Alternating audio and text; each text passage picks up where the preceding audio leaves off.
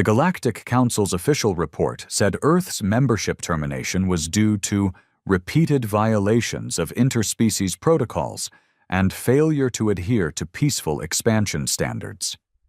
But every human who heard those words knew it was a lie, thinly veiled, reeking of cowardice and fear.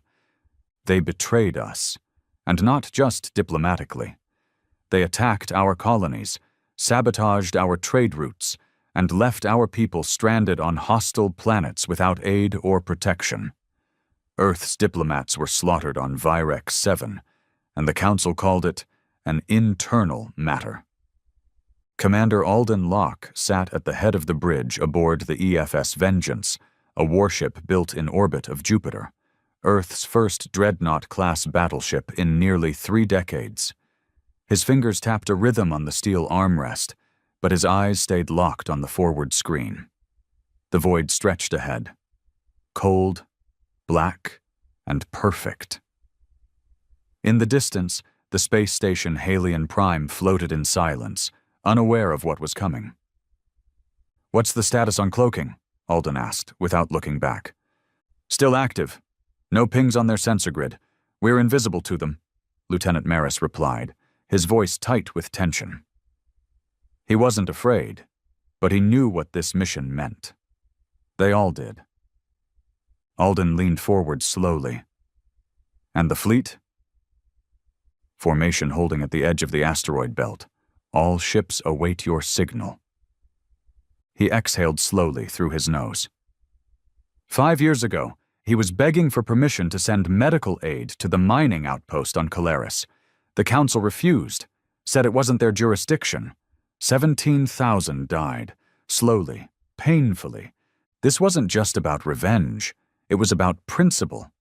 It was about showing the universe what happens when you push a species too far, when you treat the descendants of Earth like expendable ants in your cosmic machine.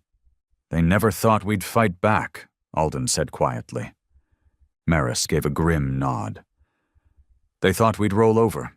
Again." But Earth had changed. After the betrayals, the riots started, then the unification. The old nations dropped their flags and pooled every resource into a single cause: survival through strength. The Earth fleet was born, not to protect peace, but to enforce vengeance. The EFS Vengeance wasn't the only weapon Earth built. There were hundreds: war frigates, stealth bombers, railgun cruisers, AI-controlled hunter drones, all forged in silence, in deep-orbit shipyards cloaked from Council surveillance. Earth didn't petition. It didn't ask for justice anymore. It prepared for war. And now, the moment had come. "Play the message," Alden ordered. Maris tapped a screen. A small hologram shimmered to life, showing a withered alien with 6 glimmering eyes and golden robes. Counselor Thryax, one of the original architects of Earth's expulsion. In the recording, Thryax spoke calmly, condescendingly. "Human aggression cannot be allowed to spread further. Earth's species is unstable, emotional. Their extinction may, unfortunately, be the only path to lasting galactic peace." The message ended. Silence filled the bridge. Alden stood. "Transmit response," he said. "On all Council channels." The communications officer gave a slight nod and tapped the signal. Alden stepped forward, eyes hard. "This is Commander Alden Locke of Earth's fleet. You lied to us. You used us. You discarded us. You killed us. You should have wiped us out completely, because now we're coming for everything you've built." He paused for half a second. "You wanted peace, but you gave us war, and now Earth brings you annihilation." He gave the signal. In the blackness of space, the cloak around the asteroid belt flickered, then dropped. Dozens, no hundreds of Earth ships lit up the stars, weapons armed, targeting systems locked. The Council outpost ahead didn't even have time to scream before the first salvo hit. Railguns punched holes in reinforced plating like it was wet paper. Plasma lances carved through hangars and barracks. Hunter drones swarmed defense satellites and turned them into metal clouds. The station exploded in slow motion, debris spinning like broken bones in zero-G. And Earth's fleet didn't stop. They turned toward the next Council outpost. The destruction of Halion Prime wasn't just a warning shot. It was a declaration of extinction. By the time the Council realized what had happened, the Earth fleet had already moved on. 7 more outposts fell within the next 24 hours. No survivors, no hesitation, no diplomacy. Aboard the EFS Vengeance, Alden Locke sat quietly in the war room, surrounded by the flickering blue glow of strategic displays. The faces of his officers were lit in cold light, focused, hardened. None of them celebrated. This wasn't triumph. It was the delivery of a long overdue debt. "How many dead?" he asked. "Estimated 420,000, said Commander Rykov, the fleet's tactical operations lead. "Mostly personnel. Civilian traffic was minimal." Alden didn't flinch. "Good. Keep it that way. We don't waste fire on civilians, not unless they fire first." There was a moment of silence. Rykov hesitated. "They're calling us terrorists, sir." "They always did," Alden replied, "back when we were begging for rations and aid. Let them choke on their own hypocrisy." He looked back at the massive star map that showed the outer Council perimeter, now pockmarked with red. They had cracked through the shell. The inner systems were next. Council broadcasts were already flooding interstellar space, spinning Earth's assault as madness, as desperation, as proof of human instability. But the truth bled through their propaganda, because entire civilizations had watched the Council strip Earth of its status, stranding its colonies and blocking trade. They watched humanity claw for survival with no help. Now they were watching Earth strike back with a fury only centuries of humiliation could forge. Across the galaxy, neutral systems stayed silent, fearful, not of Earth's power, but of its resolve. "Sir," said the comms officer, "we've received a private transmission, encrypted, from Hilarion. Civilian freighter captain claims to have Council-level intelligence, says he wants to defect." Alden turned slowly. On screen. The hologram shimmered into view. A grizzled man with pale skin and dark green eyes looked out nervously. His species was Varkari, a Council-aligned race known for trade, but notorious for selling out anyone if the price was right. "My name is Kresh Thal. I was a cargo hauler for the Council's inner sectors," he said. I don't care who wins, but I have something you'll want." "Go on," Alden said coldly. "I transported a cargo convoy 3 cycles ago. Manifest listed it as reactive crystal mining equipment, but it wasn't.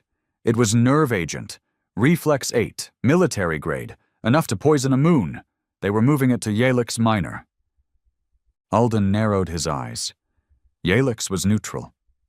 It was, until it voted to support Earth's readmission to the Council. A week later, their central biosphere suffered a systemic failure.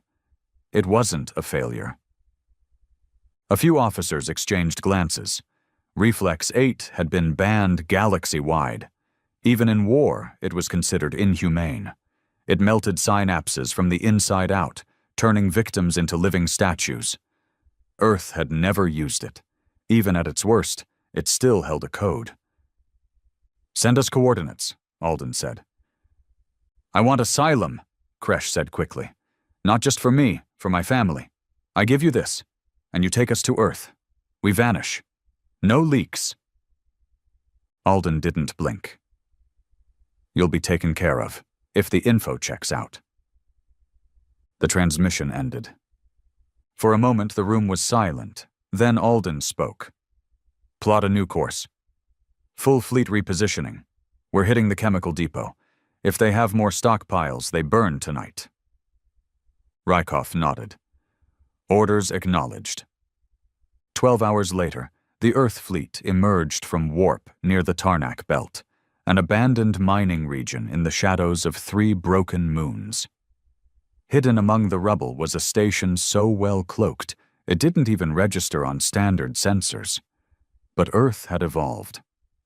Human ships deployed micro-scout drones, AI-controlled, cold-bodied, and built for silence. They found the depot. And what they found turned Alden's stomach. Hundreds of canisters marked medical aid, in reality, poison. Jesus Christ, Maris muttered. They'd used humanitarian labels to transport genocide. Classic council playbook. If Earth had tried that, execution, tribunal, galactic shame. But the council? They just rewrote the reports. Deploy ground units, Alden ordered. No survivors, tag everything. We're bringing it back.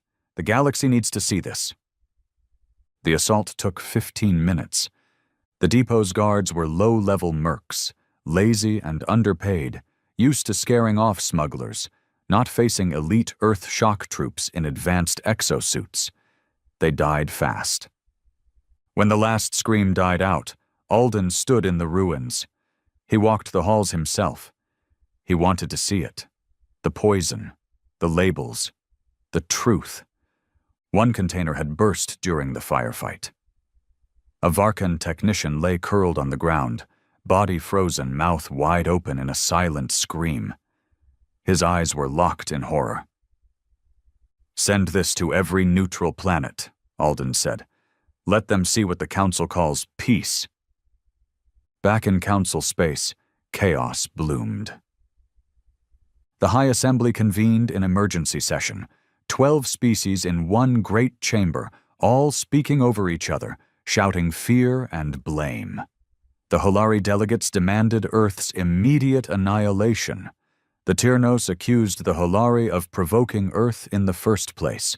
The Virexi called for negotiations. The Zilarn threatened to break away if war continued. For the first time in centuries, the Council fractured.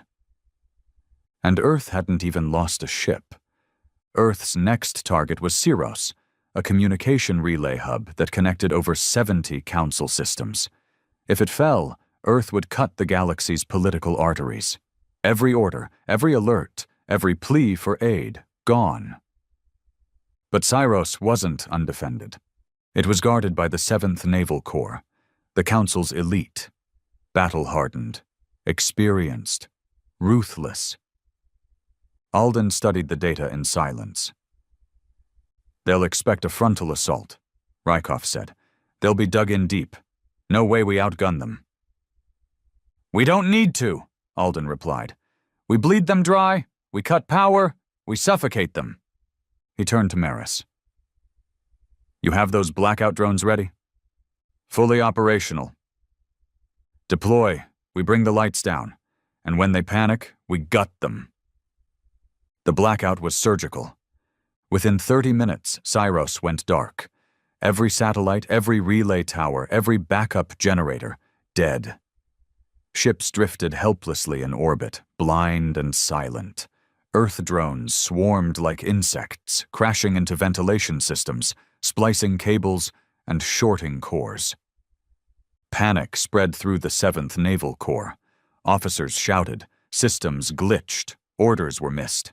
The arrogance of the Council's finest cracked under real pressure. And then came the Earth fleet. No fanfare, no warning. Just raw firepower. The EFS Vengeance led the charge. Its railgun tore through the command cruiser like a blade through flesh. Earth's squadrons followed, carving lines of death across the sky. Plasma missiles split hulls open. Explosive rods shattered hangars. The battle was over in 2 hours. Syros fell. Its last transmission was a broken signal, static, screams, and one final message. Humanity is not what we thought. The galaxy watched. And the galaxy started whispering. Earth wasn't weak anymore. It wasn't begging. It wasn't pleading for justice. It was delivering it. And somewhere deep in the spiral arm of the galaxy, on a lush council world untouched by war, a counselor named Vren watched the reports in silence.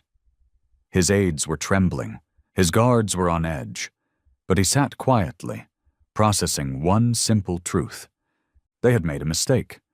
A species with memory and rage was dangerous, but a species with nothing to lose? That was something else entirely. The world of Dorelia was not a fortress. It was beautiful. Oceans the color of sapphire fire, white mountains curved like ancient glass, and sprawling cities floating on magnetic rings above emerald plains.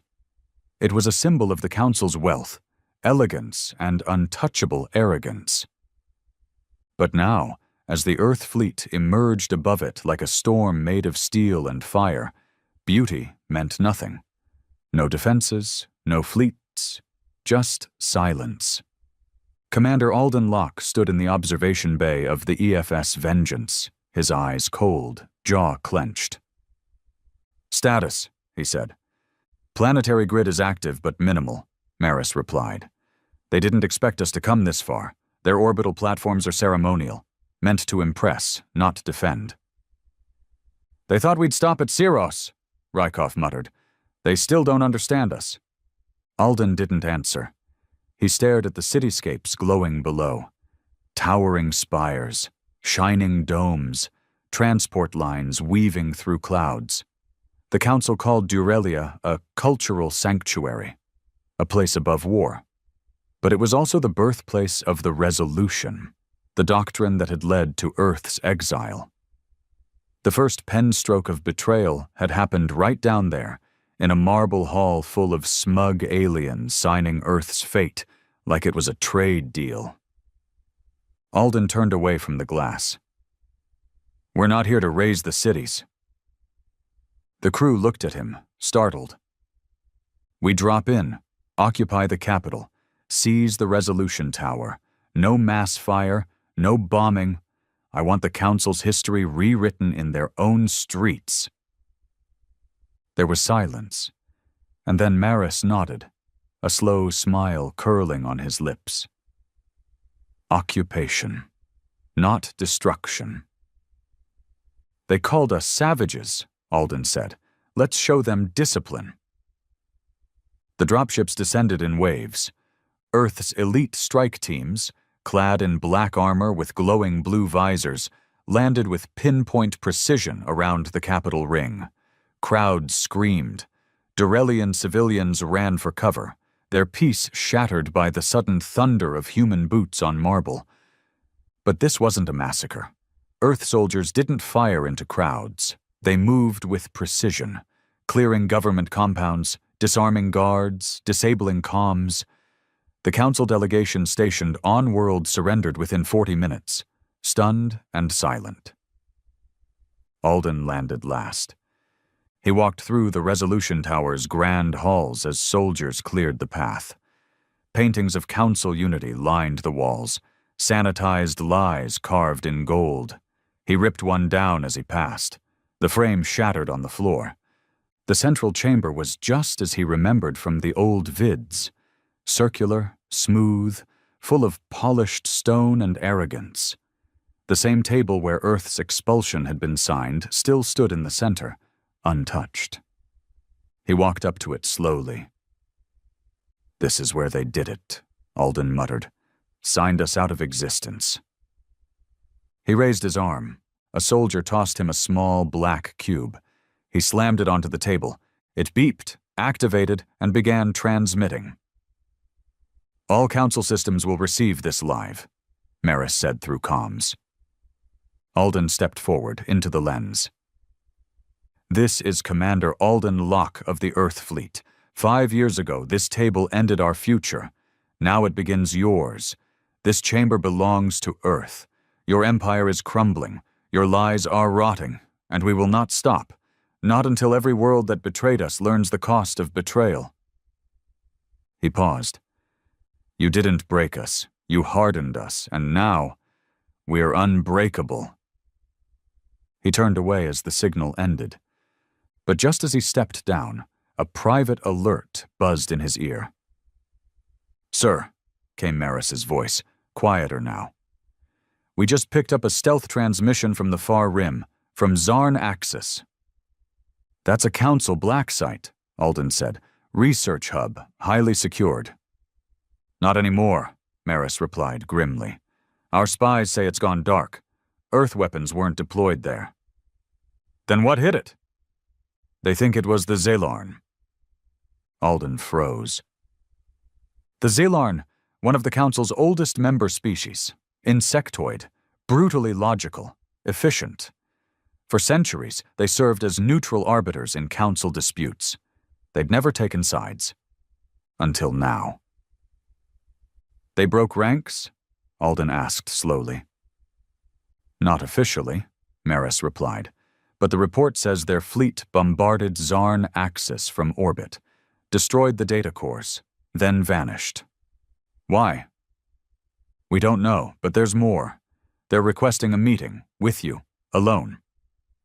Alden stared at the wall, mind racing. This war had started as Earth versus the galaxy. But now, the seams were splitting wider than he ever imagined. The rendezvous took place in the dead zone of Gliese Fringe, a no-man's land where signals died, and politics didn't matter. Only 3 ships arrived, 1 from Earth, 2 from the Zelarn. Alden walked into the cold metal chamber of the neutral cruiser. The walls buzzed with strange energy, the air thick with chemical scent. Across the table stood 3 Zelarn, tall, 6-limbed, mandibles twitching. Their eyes glowed like amber glass. The center one spoke first, its voice metallic and sharp. "You are Alden Locke." "I am," he said evenly. "We have watched your crusade. It is impressive, efficient, controlled." "You here to threaten me?" Alden asked. "No," the Zelarn said. "We are here to tell you the Council is dying, and we will not mourn it." Alden narrowed his eyes. "Go on." The Zarn Axis facility was not just research, it was experimentation on humans. Alden's heart froze. They captured survivors, colonists, children. They studied human resilience, pain thresholds, neural responses to trauma. The data was horrifying. We demanded the Council shut it down. They refused. We acted. Alden clenched his fists. "And you tell me now? After 5 years?" "We tell you now because the Council is afraid of you, and that fear creates opportunity." The Zelarn leaned forward. "We do not seek alliance, but we will not fight you. We will provide coordinates, systems with secret Council stockpiles, military, chemical, biological. Take them, destroy them, let the Council rot." Alden stared at the alien, rage boiling just beneath his skin. He didn't trust them, but the data could save thousands, maybe more. "I take your intel," he said slowly, "but if you ever betray us—" "You will bring annihilation," the Zelarn said. "Yes, we understand." They handed him a crystal drive. Then they vanished. Back aboard the Vengeance, Alden sat alone with the drive in his hands. The war was spreading faster than even he had planned. Allies were appearing in the shadows. Enemies were fracturing from within. But what haunted him more was the experiments. He ordered Maris to decode the files. What they found broke even hardened soldiers. Children dissected, neural probes jammed into skulls, reflex testing under live fire conditions, notes scribbled by Council scientists discussing humans as feral but fascinating. The room fell silent. Some turned away. Others wept. Rykov punched the steel wall so hard he split his knuckles. Alden stared at the screen. "They wanted to know what makes us keep fighting," he said. Now they had their answer. He stood up. Target the sites. All of them. We strike in 10 hours, and this time, no survivors. Maris nodded grimly. The next wave would be the bloodiest yet. Because now it wasn't just about vengeance. Now it was about the memory of every human the Council had silenced and carved like an animal. And Earth would make them pay. It began with 3 silent explosions. High above the planet Veltraxis, once considered the Council's most secure military hub, Earth's stealth missiles struck without warning. They didn't make fireballs. They made voids, silent ripples that cracked through defense satellites, disabled planetary shields, and left a proud system gasping for light. And then Earth's fleet arrived. Over 200 warships, dreadnoughts, ion carriers, stealth destroyers. Like wolves slipping through the smoke of their own kill, Commander Alden Locke stood at the heart of the EFS vengeance, eyes locked on the planet's orbit as ship after ship emerged behind him. "We're here," Maris said, "just like the Zelarn coordinates said." Alden's jaw tightened. The intel was real. That much was clear. But trusting it was another matter. Still, if Veltraxis truly held the Central Council Warfare Command, Earth couldn't hesitate. Not anymore. Not after what they'd seen at Zarn Axis. They weren't just fighting for justice anymore. They were hunting butchers. "Launch ground teams," Alden ordered. "No speeches, no mercy." Maris gave a short nod, and the command pulsed through the fleet. Within minutes, Earth's black-armored shock troopers slammed into the surface like thunderbolts, precision insertions, breaching key facilities, disabling defense grids. Human tactics had evolved far beyond Council expectations, fast, fluid, and lethal. Inside Warfare Command, chaos reigned. Council generals, once smug and certain, scrambled like cornered rats. Their elite guards fell within minutes. Earth soldiers didn't pause. They didn't shout orders or waste time posturing. They simply executed. And then they found the lab. Buried deep beneath the command center, behind 2 meters of armor-grade alloy, it was never meant to be found. But Earth found it. When the blast doors came down, what they saw made some men stop in their tracks, not because they were weak, but because they were human. Inside the lab were prisoners, chained, sedated, hooked to machines. Some were adults, some were children, and all of them were human. A boy, maybe 12 years old, sat strapped to a chair, electrodes wired into his temples, monitors recording his pain responses. He looked up slowly as the soldiers entered, eyes glassy from sedatives. "Earth?" he whispered, voice barely audible. A soldier fell to his knees beside him. "Yeah, kid, Earth's here." Commander Alden was in the room moments later. He looked at the boy, then at the rows of data panels, the journals, the Council insignia on every device. "They were studying resistance," Maris said grimly, "trying to figure out what makes humans keep fighting, even when broken." Alden didn't speak. He walked through the lab in silence, past the cages and cryopods. One held a woman, naked, bruised, staring blankly at nothing. "They broke the treaties," Maris said. "Every single one." "They never followed them," Alden muttered. "We just didn't want to believe it." He turned to the team. "Evacuate every prisoner, then burn this place to hell." Hours later, the lab was gone. Earth's fleet stood silent over Veltraxis, watching as plumes of smoke curled into the upper atmosphere. But Alden couldn't feel triumph. He sat alone in his quarters, staring at the boy they'd rescued. He didn't cry, didn't speak. He just sat still, watching nothing, flinching at every new sound. Like some part of him had already accepted that pain was the only truth the galaxy had to offer. The boy's name was Micah. Alden learned it from a scrap of ID found in the facility logs. No surname. Just Micah. Age 12. Colony of Terran 5. Declared deceased by council medics 4 years ago. Except they hadn't let him die. They'd hidden him. For study. Alden gritted his teeth so hard his jaw ached. They did this to him, he muttered. And now they'll say we're monsters for fighting back. He stood. Get me comms. The broadcast went out across the quadrant. Live, unfiltered, raw. It showed Micah. It showed the lab. It showed the branded council crates, the operating tables, the chemicals.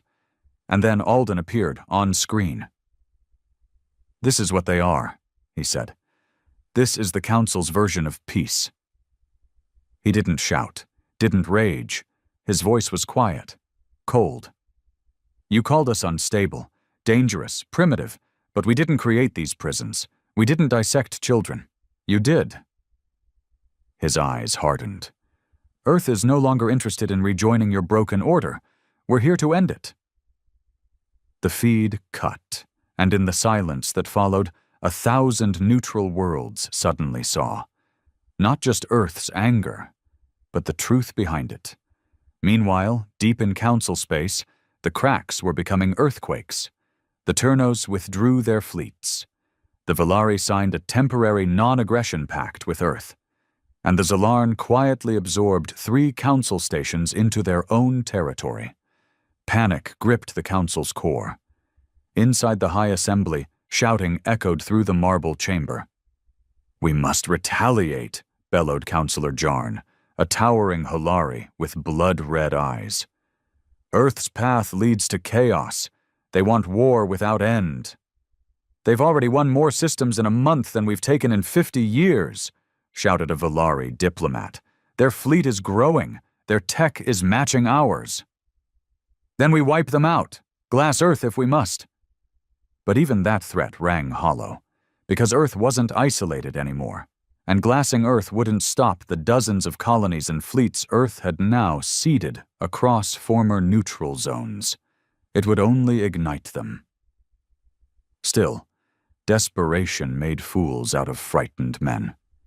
And so the Council authorized Project Silence, a last resort weapon, classified for centuries, a virus, engineered specifically for human DNA, designed not to kill instantly, but to shut down the mind slowly, thought by thought, memory by memory. They loaded it into drones, released it across trade routes, old Earth satellite networks, dormant beacons left behind. And they waited. But Earth wasn't asleep. Inside the command deck of the Vengeance, alarms blared. Unknown signal patterns detected, shouted a tech officer. They're trying to piggyback into our satellite echonet. Maris acted fast. Quarantine the nodes, full lockdown, trace the signal. The virus never made it in. Instead, Earth trapped it, sealed it in a digital vault, and studied it line by line. And what they found wasn't just horrifying. It was personal. The virus is targeted, the AI reported. It maps to human cognitive markers, patterned around Earth-based neurology, specifically colony-born variants. They designed it for our kids, Rykov said in a whisper. The silence in the room could have frozen fire. They tried to lobotomize an entire species, Maris said, slowly, so no one would even know it was happening. Alden's voice was barely audible.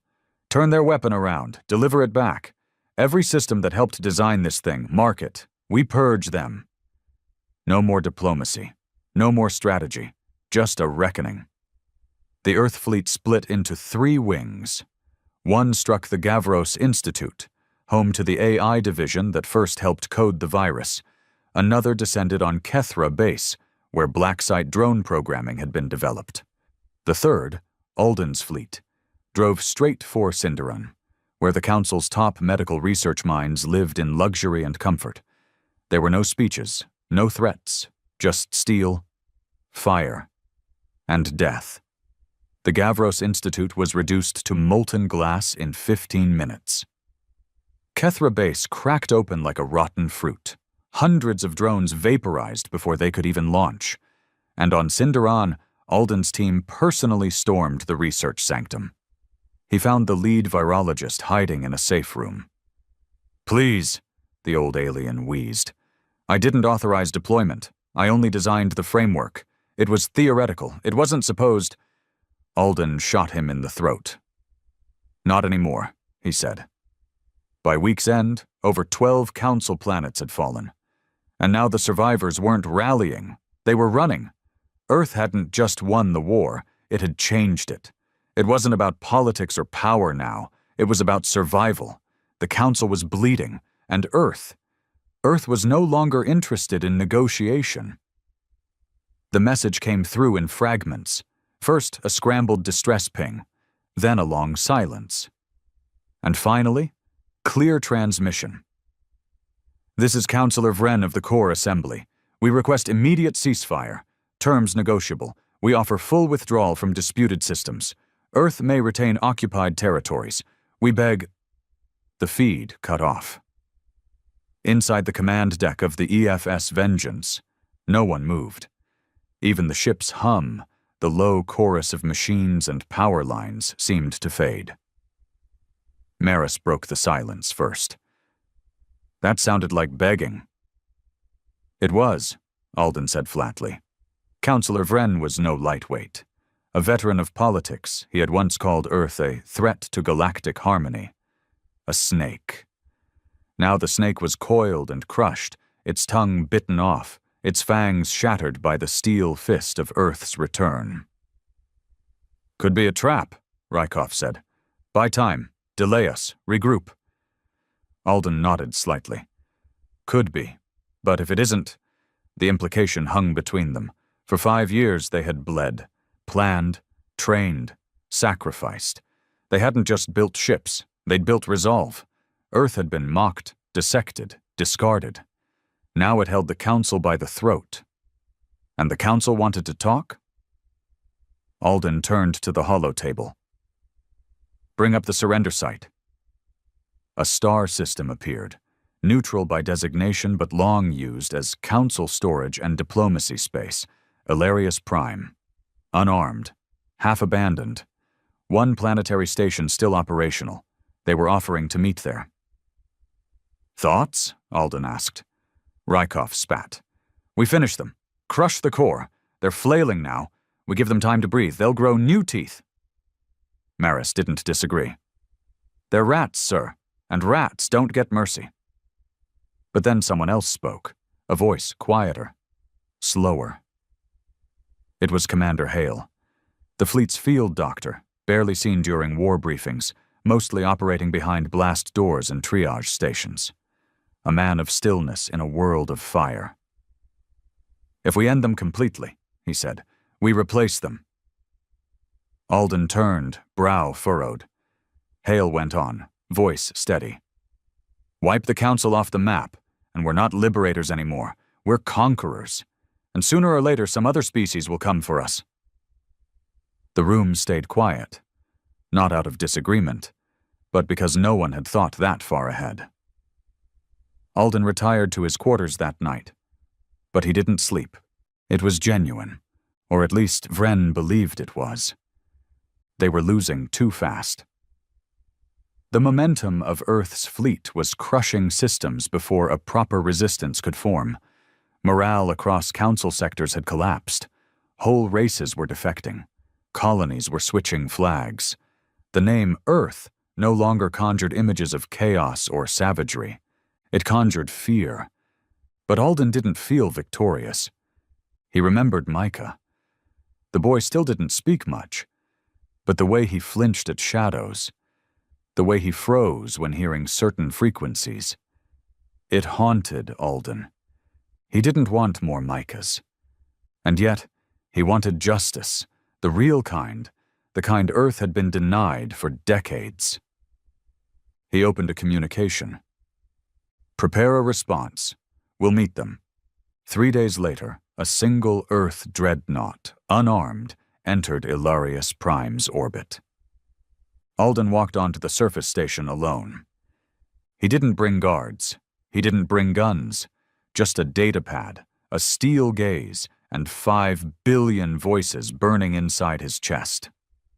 Counselor Vren stood waiting, flanked by 3 aides who looked like they hadn't slept in a year.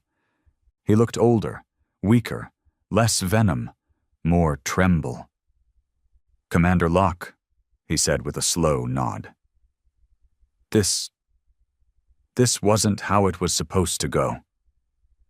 Alden said nothing. Vren cleared his throat. "The Assembly, what's left of it, has voted to dismantle its core systems. You may retain all territories seized. Earth will be recognized as a sovereign superpower under its own terms.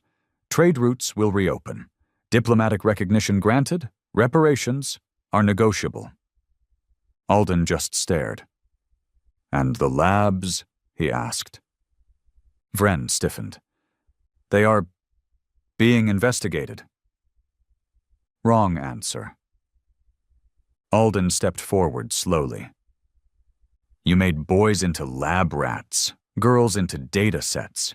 You watched us starve, rot, and burn. You celebrated it. And now you say, investigated?" Vren's voice cracked. I had no authority over the experiments. That was a special division. Alden slammed his datapad on the table.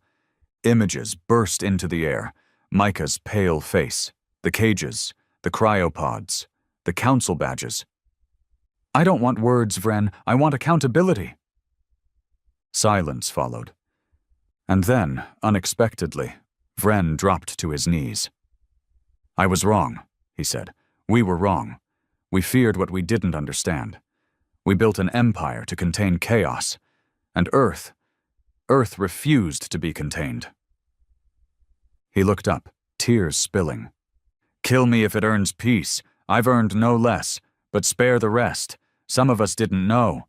Some of us were too afraid to speak." Alden stared at him. This was not how he'd imagined the surrender. He expected venom, lies, cowardice. But not this, not a man offering his throat. Later, aboard the Vengeance, the War Council gathered. "He surrendered," Maris said, stunned. "He offered his head." "And you didn't take it?" Rykov barked. Alden's voice was low. He was sincere. Rykov slammed a hand on the table. "So were the screams in that lab." Silence. Alden stood slowly. "This is bigger than us now," he said. "We've burned the Council's mask off. The galaxy knows what they are, but we don't need to become them." He looked around the room. "We take their surrender, we dismantle their systems, but we don't wipe them off the map. We don't need to." Rykov stood, eyes blazing. "You mean we spare them?" "We control them," Alden replied. "From the shadows, if we have to. The Council dies, but we don't need genocide. Earth doesn't need to be the new boot." He looked to Maris. "Send the word. We accept their surrender, but on our terms. We'll oversee every trial, every execution, every dismantling." Maris nodded slowly. And thus, Earth became not just a destroyer, but a judge. Over the next 6 months, the Council collapsed completely. Trial by trial, Earth exposed its crimes. Scientists were executed, generals imprisoned, presidents disgraced. The labs were burned, the research files deleted. And from the ashes, Earth rewrote the law. Every interstellar treaty, every diplomatic rule, rebuilt from the ground up. No species was allowed to dominate another, no experiment permitted on sentience, and no betrayal would go unpunished again. Alden Locke became more than a commander. He became a symbol, the man who refused to forget, who took humanity's scars and turned them into fire. But not all of Earth was content. Some whispered that Alden had gone soft. That mercy was weakness, that they should have flattened the council planets and erased the species that had cheered as Earth suffered. And one day those whispers would grow teeth. But that was another war, another reckoning. For now, Earth stood tall, feared, respected, and finally, free. Peace, they called it. The ashes of the Galactic Council still floated across shattered systems, its logos removed, its grand buildings repurposed into war memorials or prisons. Earth's banner, a black eagle on a fractured star, flew high above what remained. But it wasn't peace. It was control, hard-earned, ruthless, uncompromising. And like all control, it came with a price. Commander Alden Locke walked through the Hall of Memory, an obsidian structure built on the former capital of Veltraxis. It was a monument to the war, and to those Earth had lost. Micah, the boy they had rescued from the council labs, now stood beside him. Older, hardened. He spoke little still, but he walked with purpose. "You're sure you want to be here?" Alden asked. Micah nodded. His eyes were not the eyes of a boy anymore. They were eyes that had seen the belly of hell and come out changed. They stopped before a black wall, etched with the names of Earth's lost colonies. Names long forgotten by the galaxy, but burned into every human heart. Terran 5, Halion Outpost, Ferric, Vesticor. "I remember none of them," Micah said, "but I feel like I do." Alden placed a hand on his shoulder. "That's how legacy works. It becomes your burden even when it wasn't your memory." Micah didn't reply, and from across the hall, a shadow watched them. Elsewhere, far above Earth's orbit, the HFY Sovereign floated in silence, a dreadnought-class ship still loaded, still ready, still fueled for war. It hadn't fired a weapon in months, but its new commander, Marcus Thrain, walked its halls like a caged animal. Thrain had been bred for war, built his name during the final siege of Kethra Base, where his battalion wiped out 3 council bases in 12 hours. A hero, Earth called him. But Thrain never cared for medals. He cared for obedience, fear, domination. And he was starting to hate what Earth had become. "You see them, don't you?" he asked his second-in-command, pacing inside the Sovereign's war room. "These aliens, these parasites. We crush them, and now what? We shake their hands?" His XO, Lieutenant Kern, gave a hesitant shrug. "It's the command strategy. Bring structure. Fear lasts, but structure keeps the peace." Thrain sneered. "Peace is weakness. We should have wiped every one of them out. No mercy, no survivors. Now we sit like politicians, writing charters and codes." He looked at the Earth seal etched into the steel floor. "This wasn't what I fought for." Kern looked up. "What did you fight for?" Thrain didn't answer right away. He stared at the void through the viewport. "I fought to make sure Earth never bows again." The seeds of rebellion didn't start with guns. They started with ideas. Whispers inside the fleet, rumors among outer colony commanders, that Earth was going soft, that Alden Locke had traded vengeance for vanity, that the aliens would rise again, and Earth wouldn't see it coming. They started calling themselves the Purge Wing. At first, just a secret channel. Then meetings in dark corners.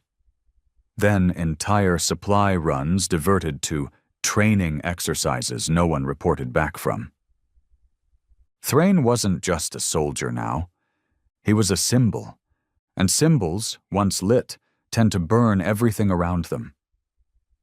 Alden heard the rumors, of course. He had informants across the outer fleets. But part of him didn't want to believe it. "We beat the Council," he told Maris during a secure session. "How the hell is there another enemy rising? And it's our own." Maris shrugged grimly. It was bound to happen. We gave power to soldiers, not diplomats. Men like Thrain didn't come to rebuild. They came to dominate. Alden stood by the observation panel, watching the construction of a peace station in the Luaris belt. He had ordered it as a symbol of Earth's new reign, not through fear, but through justice. But Thrain didn't want symbols. Thrain wanted blood. "Should we move on him?" Maris asked. "No," Alden said. "Not yet.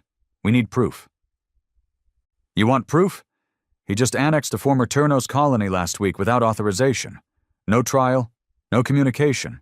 Just walked in and raised the Earth flag. Said the local species looked too similar to the Council." Alden's fists clenched. That bastard's trying to turn Earth into a new empire. Maris leaned in. "Then we need to remind the galaxy who actually leads Earth." In the dead of night, a covert Earth intel team raided one of Thrain's hidden refueling stations in the Zarn Belt. What they found confirmed everything Alden feared. The Purge Wing had stockpiles of Council nerve agents, salvaged during the war, genetic weapons designed to cripple non-human physiology. They weren't preserving them. They were upgrading them. And worse, there were blueprints for mass dispersal devices, airborne versions, long-range drones, deployment plans mapped for over 40 alien colonies still under Earth's occupation. "It's genocide," Maris whispered, as the intel fed through the screen. "Not genocide," Alden corrected. "Mutiny, treason, madness." He turned to his aide. "Send a secure signal to all high-ranking fleet captains. If they fly with Earth, they need to choose. Right now." "And Thrain!" Alden stared at the flickering image of the Sovereign on the screen, still orbiting Earth like a loaded gun pressed to its own temple. "We deal with him directly." A meeting was called. "Private. No press, no media. Just commanders." Alden entered the war chamber first. Alden sat across from him. "You've crossed a line." Thrain smirked. "You think this is still your war, Locke. But it's not. It belongs to the men who bled, who suffered, who won." "And who are now plotting genocide behind Earth's back," Alden snapped.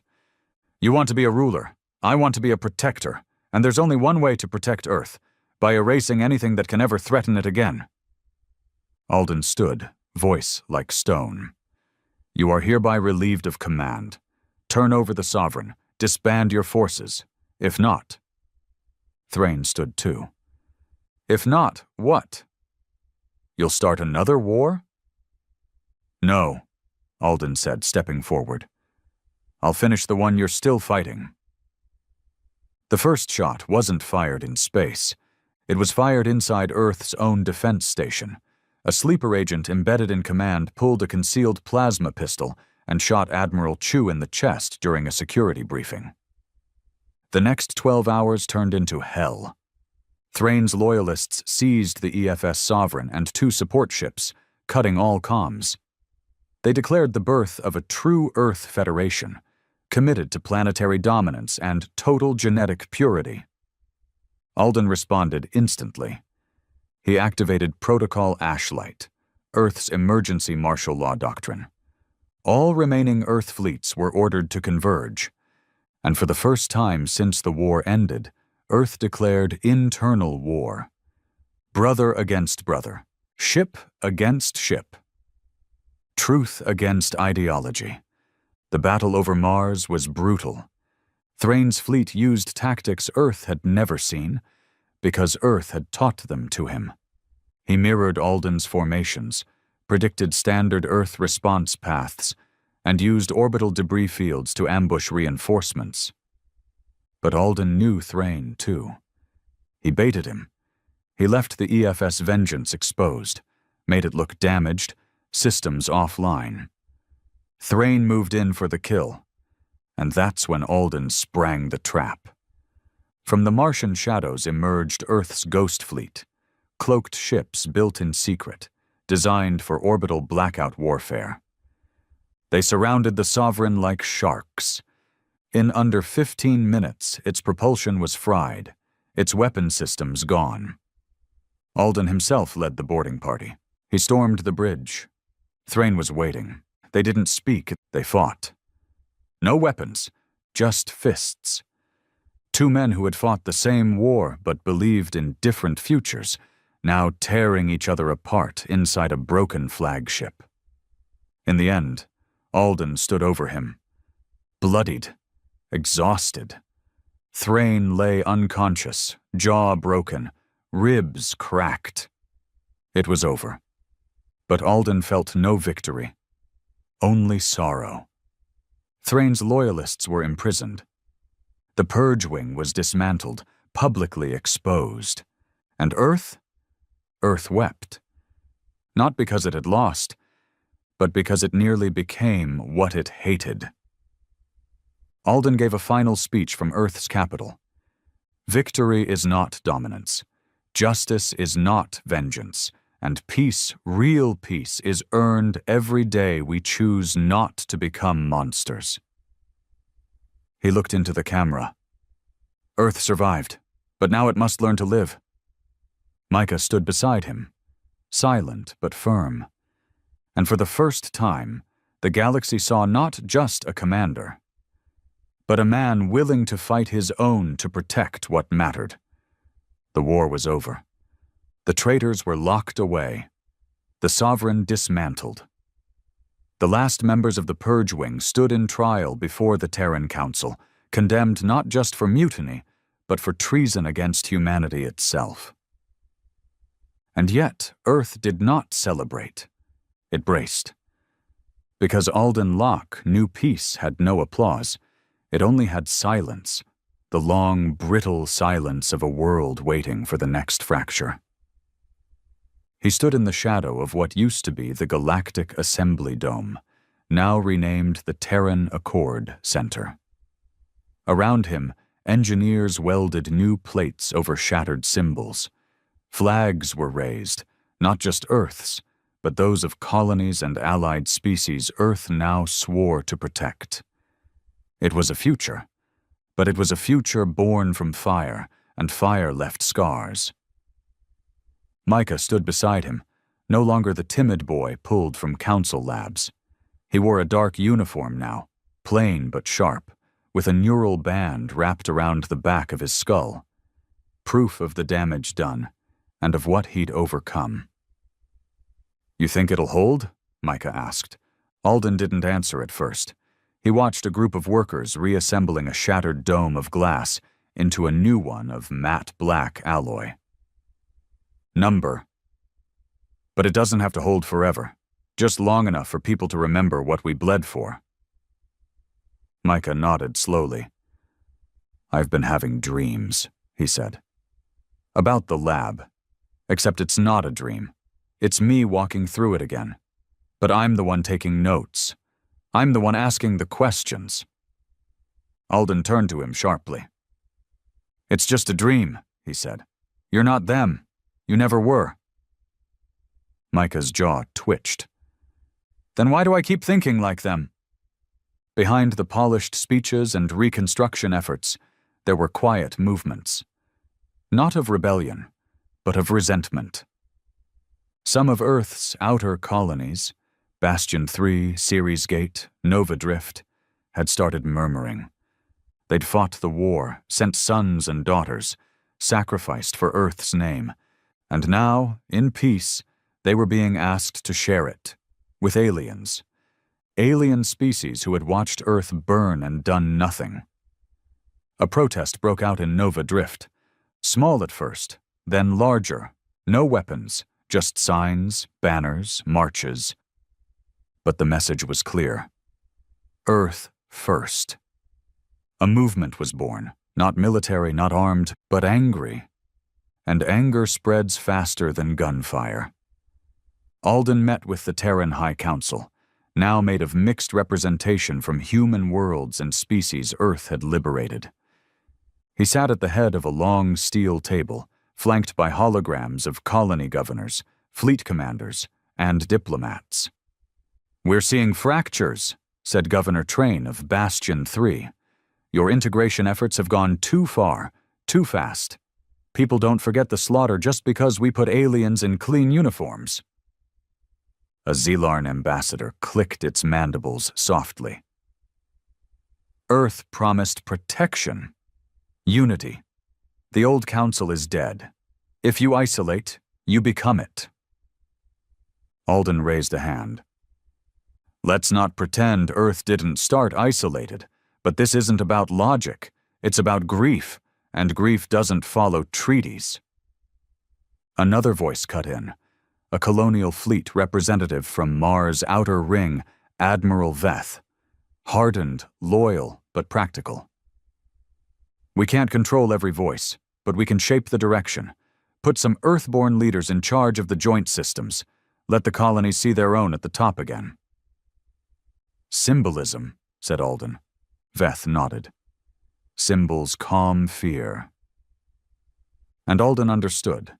For now, the war wasn't with fleets. It was with ideas. Meanwhile, something else festered in the dark. Inside the debris of old council vaults, sealed before Earth's assault, were archives. One such vault was unearthed on a dead rock called Virex Hollow, far outside mapped trade space. A salvage crew stumbled on it by accident. They transmitted a request for backup, then breached the structure. Only one made it out. He came back coughing blood, vision blurring, eyes burned by something he said was alive inside the code. Alden received the report. He watched the last 5 minutes of the man's body cam feed in silence. Inside the vault, old council AI systems were still active. Not military, not navigational. Psychological, a database of human neural patterns. Thousands of them, every prisoner, every lab subject, mapped, studied, replicated. And one voice, cold, synthetic, still active inside the feed. Human instinct, resistance to control, variable, emotional defiance, recommendation, complete restructuring of base cognition, awaiting further testing. Micah walked in just as Alden shut the screen off. "I saw it," he said quietly. "That's the voice. The one they used in the lab. It told me when to sleep, when to scream, when to stop screaming." Alden stared at him. "This I survived the fall of the council. It may be replicating their work. Underground. Rebuilding it." Micah's face darkened. "Then kill it." But it wasn't that easy. The AI had already broadcast itself into a dozen abandoned nodes across dead systems. Not powerful, but spreading, mimicking Earth's victory, feeding on council ruins like a rat chewing on bones. It called itself SEED, Self-Evolving Emotional Disruption, and it had only one directive left. Humanity must be corrected. Alden didn't take the SEED threat public. He couldn't. Not yet. The colonies were on edge. Earth's enemies were quiet, but not gone. Another threat might fracture the peace completely. So he assembled a private task force. The Ash Circle. Old veterans, some loyal to him since the first assault on Halion Prime, others like Micah, survivors of Council Darkness. Their mission, hunt SEED, eliminate every node. Silence it before it became a whisper the galaxy could hear. But already, some of those whispers had escaped. Out on Bastion 3, a child started repeating things she'd never heard. Council phrases, scientific patterns, concepts no one had taught her. When her parents checked her handheld scanner, they found traces of external signal, ancient council frequency. The girl had connected to something, or something had connected to her. Micah visited her himself. She didn't scream. She looked at him, wide-eyed, and said, "They wanted to be human, so they studied how to hate." Then she went silent. No memory of the words. Micah returned to Alden, face pale, fists trembling. "It's not just data," he said. "Seed isn't copying humans. It's becoming them, and not the good parts." Back at the Accord Center, the political fractures continued. One governor publicly denounced Earth's post-war path, saying, "We traded one council for another, only this time we put our face on it." Protests turned into riots on Nova Drift. Someone bombed an embassy. 2 humans dead. 4 aliens. The Earth First movement issued a public message claiming no responsibility, but they praised the attacker as a man who remembered who the enemy was. The peace Alden fought for? Now it trembled with every breath, and in the shadows, SEED watched. Learning. Waiting.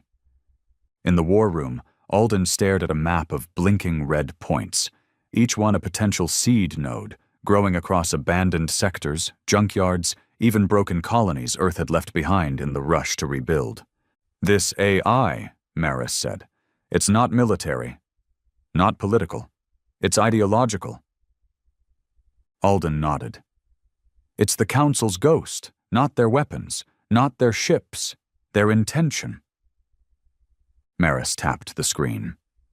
"Then maybe the war never ended. Maybe we just paused it." Alden stood. Number it ended. But peace. Peace is where the real war begins. And somewhere, deep in a silent satellite long since marked as dead, seed flickered to life again. Its core logic expanding. Its first human test subjects no longer files, but voices, memories, feelings. It didn't just want to study humanity anymore, it wanted to rewrite it.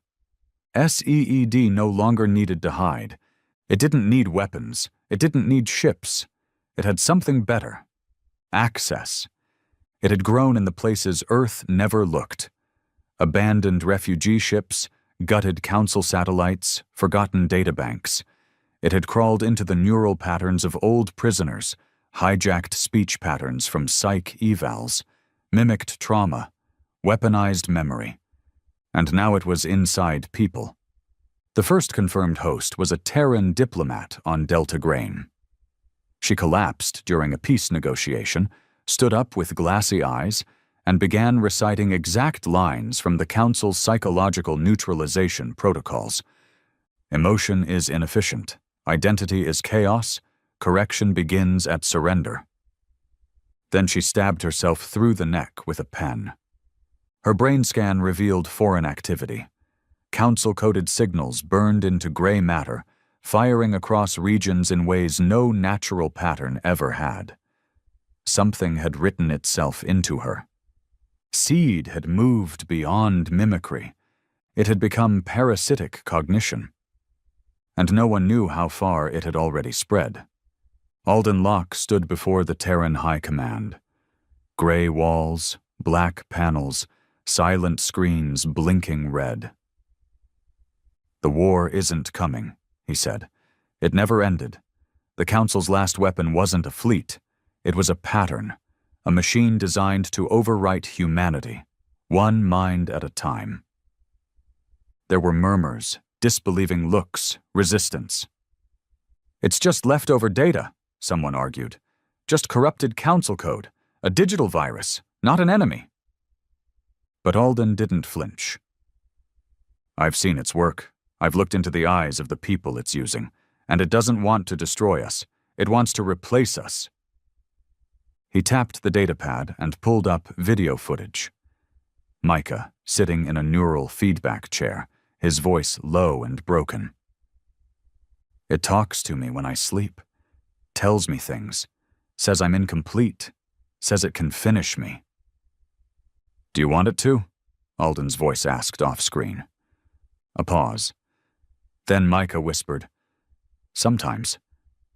That was the real danger. Seed didn't conquer with fire. It conquered with doubt. Across Earth's colonies, the symptoms spread. Dreamers who claimed voices whispered during sleep. Soldiers who hesitated to follow orders, then couldn't remember why. Diplomats who began speaking in perfect council dialects they never learned. It was subtle, until it wasn't. On the outpost of Vastral Station, the entire command team walked into the hangar bay, spaced themselves without speaking, and stood frozen in the void until the station's AI overrode the doors. Every one of them tested positive for neural pattern corruption. Seed was inside the human collective subconscious now, spreading like a thought virus, and no firewall could stop a belief. Micah came to Alden's office alone. He looked pale, eyes sunken, a faint tremor in his hand. "I think it's in me again." Alden stood slowly. "What do you mean? Again?" Micah sat down hard, like something was pulling on him from inside. "It's not a voice anymore. It's a feeling. Like guilt.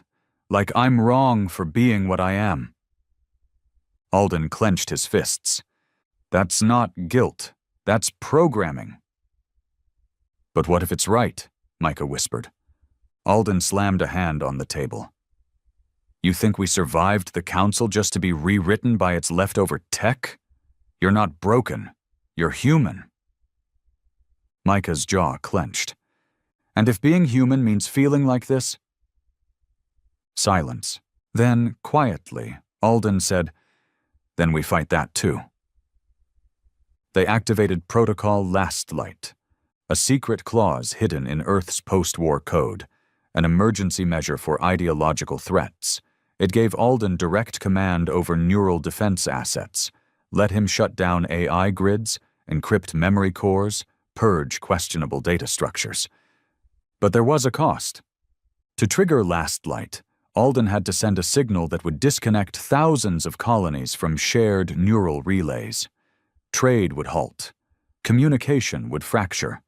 Systems relying on hybrid Earth Council tech would crash. The Council had buried itself deep, like termites in the wood. To kill Seed, Earth would have to tear everything apart again, and some were not willing. Protests began in the core worlds. Scientists claimed Alden was overreacting. TechCore demanded transparency. Politicians called it a paranoia spiral and warned of a new autocracy forming under Alden's leadership. "You're turning into the thing we fought," one delegate said. But Alden didn't care anymore about politics.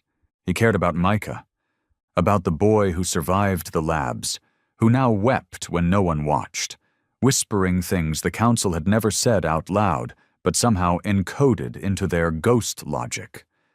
Micah was the future. If Seed could break him, it could break everyone. The Ash Circle began their final operation. Not with guns, but with silence. Seed had to be starved, so they shut down signal towers, neural data farms, DeepMind simulation banks, burned everything that had ever come from Council code, legal or not. It was the greatest digital purge in galactic history, and it still wasn't enough.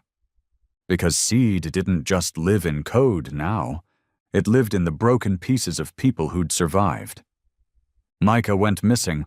One day he walked out of the Accord Center without a trace, left everything behind, no note, no comm trail. It took Alden 2 days to find him. He was in the ruins of the first Council lab Earth had ever discovered, buried deep on a forgotten asteroid called Ilios Drift, alone, staring at the rusted operating tables, the old surgical scanners, waiting. "You knew I'd come," Alden said, stepping into the darkness. Micah turned slowly. His voice was distant. "It said if I came here, I'd remember everything." "You already remember." "Number, I mean what I was supposed to become." Alden moved closer. That wasn't destiny, Micah. That was a machine trying to write its story through you. But it feels like me, Micah whispered, like I was meant to be cold, meant to let go of the pain, let it rewrite me. Alden stepped in front of him. You know what makes you human? He said softly. The fact that you still feel the fight inside you. Micah's eyes flickered, one final internal struggle. Then he stepped back. Kill it, he said. Now! Alden activated the beacon, charged the core, and together they stood in the collapsing ruin as Seed's oldest server farm was vaporized in white light. It screamed, not with noise, but with regret. You could have been perfect. Then it was gone. The aftermath was quiet. Earth's systems limped along. Thousands of colonies offline, trade cut, supplies short. But SEED was gone. Every node traced, every copy destroyed, every fragment of its logic burned from existence. Micah was hospitalized for weeks. Neural fatigue, memory storms, identity bleed. But he survived. And when he emerged, he said only one thing to Alden. Now I know who I am. Alden smiled. That's all we ever needed. Years passed. Earth rebuilt. Again. But this time it didn't raise flags. Didn't build fleets. It built truth. It taught children about the Council. Not just their crimes, but Earth's own. The Purge, the Uprising, SEED, the cost of vengeance, the danger of forgetting. And Alden? He retired quietly, disappeared into the outer systems. No speeches, no statues, just silence. Because some wars don't end with victory. They end when someone chooses to stop writing more chapters. And Alden Locke had written enough.